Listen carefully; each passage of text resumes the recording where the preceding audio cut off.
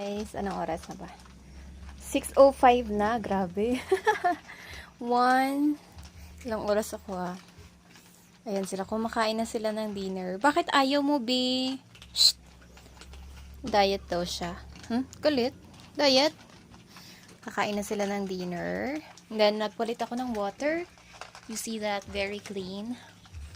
Ito naman. Ito, si Panda naman, ayaw niya nakikisabay sa maraming cats. So, andyan siya. Gusto niya mag-isa kumakain. Ito naman si Aya saka si Mommy Coffee. Lagi kong ina-explain. Si Aya, kaya laging naka-cage yan. Kasi kalaban niya yung mga yon. Inaaway siya.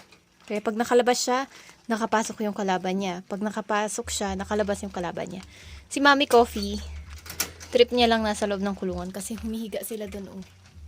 Tapos ganito kasi higaan nila. Hammock. So gustong-gusto nila yan. Ay, kumain na si Baby. Kain na, okay? Tapos nagpalit na rin ako ng bedsheet. Super busy ko pag Saturday. Ayan. Ito mga kaaway ni Aya. Si Oliver. Si Balky. At ayun yung isa nga. Ito, mga kaaway ni Aya.